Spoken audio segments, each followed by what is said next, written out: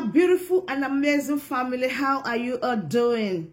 Thank you very much for always supporting me. I really do appreciate. If today is the first time you are coming across this channel, this is Agatha Progress channel on YouTube, and I come across your way every blessed day. As you can see in this channel, we react to all videos, and in this channel, all opinion is highly needed in the comment section. And if you love what I am doing in this channel, why don't you click on that button that says subscribe and turn on the bell icon so that we become one big family. All right, my wonderful family, this video we're about to watch, I don't know how you felt about this video, but I do hope you got some lesson from it. All right, my wonderful people, let's go straight into the video. Now, watch it. See, David Dodemo. You know, sir, I was like, the collapse for general community, they full of the fight. You know, see, man, sir, I forced the back there. You see that? I was like, you see that?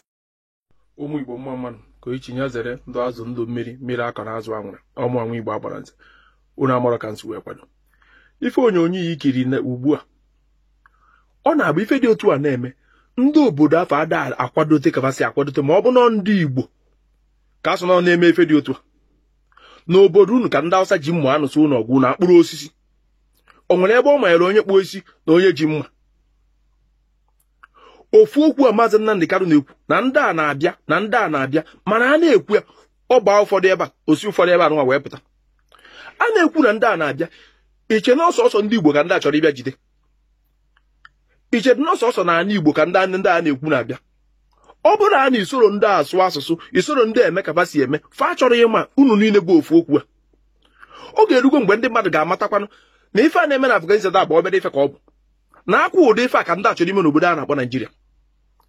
Kedu ife iche Maazị Nnamdi Kanu ji wee wepụta ndị nche ka ba na-eche ana anyị ọ tere ndị nche maka ndị a na-esi ofe awakpute mana a na-ekwu ụdị ife ndị be anyị adanụ onoge erubere ka anyị ga-ama ife onoge erubere ka anyị ga-agwa onwe anyị eziokwu obi niile ndị mmadụ na-eji acha atụ ndị Igbo mere fa nke a ndị Igbo mere fa nke a ka njụgodo ofu ajụjụ ndị Igbo na-abata n'obodo mmadụ gote a na-alụwa ụlọ febiri ndị nke na-enwere ego fa ga-eji wee rụ ụlọ na-abata chọrọ ụlọ na-akwụ ụgwọ ụlọ mana ndị mmadụ ka na-enwe ọnụ acha atụ ndị Igbo ndị Igbo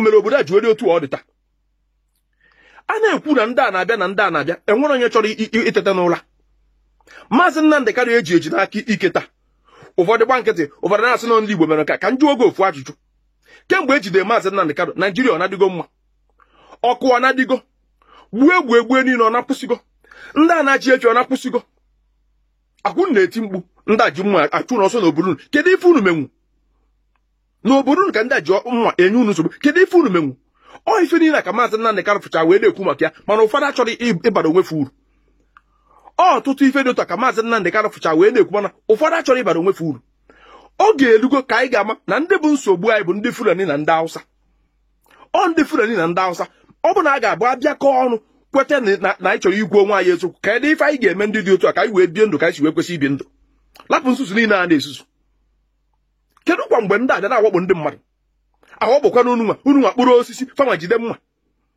unu a na-eti mkpu sisebịa secha anyị ka gịnị wee mee echikwa ofu unu agapụtara chat Igbo man iche na ndị Hausa ma onye si na Delta na onye si n'Enugu iche na ndị Hausa ma ife dị iche unu niile bụ ofu unu nche dị bụ ndị nyamịrị oge elugonu ka anyị gwa na onwe anyị eziokwu ndị a na-achọ ịwakpo ebe niile ọ ga-adị njọ ọsọ abụ ọkwọsọ nwaanyị na-ekpuru aka n'ala maka mmiri na-akwado izo ọ ga-ama nwaanyị n'ime ma nwa nwa obu n'afọ ife abụkwa ife Maazị Nnamdi Kanu furu n'oge gara aga bịa gwa anyị ụfọdụ ekwọrọ ife niile a na-eme jụgodo onwe gị ajụjụ ife niile Maazị Nnamdi Kanu kwuru akwa ife na-eme nwayọ otu akwa ọ ga-esi wee mezie nke bụ na mwakpo ka a ga-awakpozi anyị ofu ife nji ekene Chukwu na anyị nwabụ ndị Igbo oduo ka ọ ga-eru ndị asị nọ nke ịwakpo anyị na fe erie nkakwụ nwụrụ anwụ anyị ma mgba nkịtị ka ndị awere anaghị maka ọ bụrụ ndị ọzọ na-akwudo otu anyị nwa si akwudo ndị aka dị nwe ọnụ na-eme ụdị afa na-eme mana ọ na-ebu emefe a na-agba achara achara ofu unu ga-apụta gọọmenti adọrọ mma Naijiria na n'iyi Naijiria merụ nka ndị Igbo afọ na-agbasi mbọ ka anyị nwere onwe anyị Biafra unu sokwa na ya unu nwa na-agbakwa ndị Igbo afọ mgba unu nwerekwa ndị Igbo afọ na-akụ asịrị unu nwerekwa ndị Igbo a na-amụ amụ ndị afọ na-egbusi unu enwere ife unu menwu n'ebe fanụ ụfọdụ na-ajụ kedu ụdị mmadụ unu bụ oge erubere ka unu ga-ama ife oge erubere ka unu ga-eteta n'ụra ngwongwere ngwomori unu na-achatụ igbo jụgoro onwe ka Igbo bụ nsogbu Naijiria na ọkụ adụrọ ndị Igbo mere ya na ọrụ adụrọ ife niile ndị Igbo nọ n'ọchịchị kedu ife bụ nsogbu unu ụmụ Igbo ụmụ Biafra biko oge edugo ka anyị ga-abịakọ ọnụ ka ife na-eme na Afghanistan ka ọ ghara ime maka na ọ ga-akarị njọ ndị a bụkwa ndị isi ala na ndị isi ala na-agbazi ọsọ n'obodo fa obodo a na-ekwekwe na bụzi ndị isi ala na ndị ụka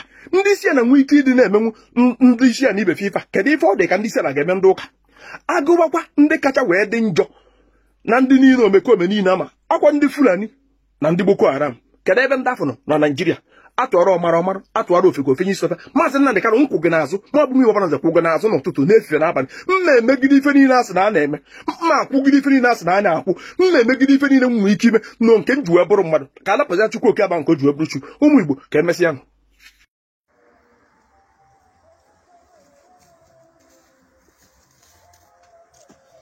Yes, listen attentively. Let me tell you something. By the grace of God, I'm the mouthpiece of the masses, mouthpiece of Fumu youth. Listen, let me tell you, if you must campaign for the seat of governorship, for the seat of governor in Anambra State, make sure you start campaigning for the release of Maazị Nnamdi Kanu. All the holy Igwe, here in the MM, here just here in the MM, Bonaputana, Uno Cheap in Abuja, Kaikuma Kay, release Nnamdi Kanu. I want to win the Afro dear.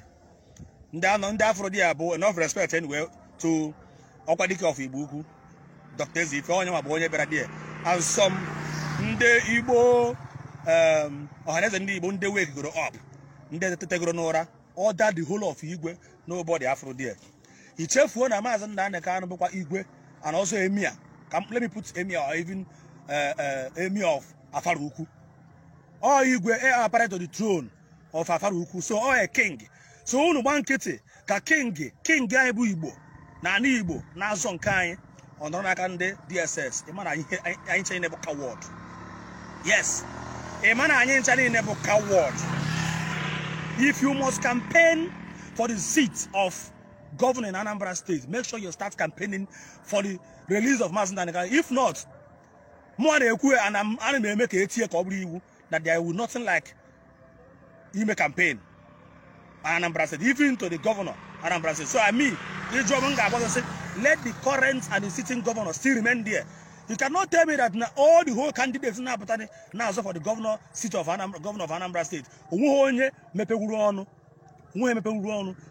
to fight or to demand to campaign for the release of Maazị Nnamdi Kanu. So if you cannot campaign for the release of Maazị Nnamdi Kanu now, is it when you come to the seat you will start talking about the welfare of Igbo? We said no. So if you want to waste your money, go ahead and waste your money. Because again we election, again we campaign, as long as Nnamdi Kanu is still in DSS custody. We have above, I had to go above in 5 kg rice.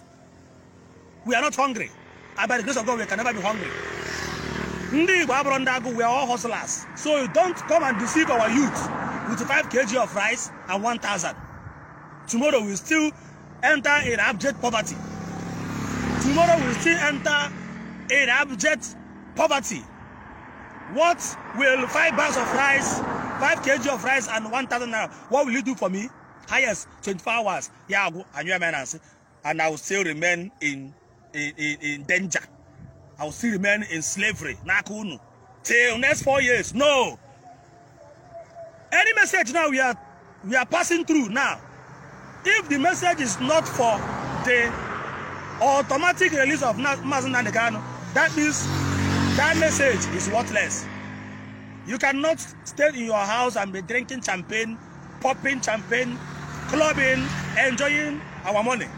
Why our leader will be languishing in DSS custody? We said no. Are you trying to tell me that if Emir of Sokoto na kidnap or Emir of Kano or Sadona of Sokoto kidnap Porebia Zone 9 Omahia, are you trying to tell me that Hausa people will keep quiet?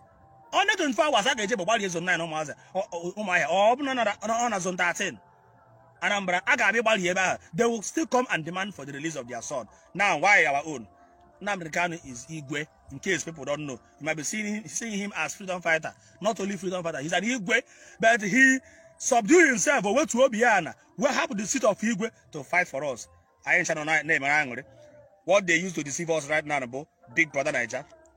And they allow that will last for 3 months. That 3 months will be October. So to carry our youth, everybody will be carried away with Big Brother Niger. No! Everybody will be carried away with nakedness of home wine. No. Everybody will be carried away with no. We are not happy. And I'm urging all the youth, because youth both the backbone of every country. So I'm urging all the youth, you should not hack it onto the voice of the campaigners. Those people that are campaigning, don't hack it onto their voice, because we are not going to vote for anybody. We are not going to vote for anybody. Let the sitting governor remain there until justice prevail. Thank you very much. So my wonderful family, that brings us to the end of this wonderful updates. Please, you know the way we normally do it. If you know you haven't subscribed, do well to subscribe, like and share this video to your friends and family so that they will know the latest that is happening all over the globe. See you when I see you. Bye-bye.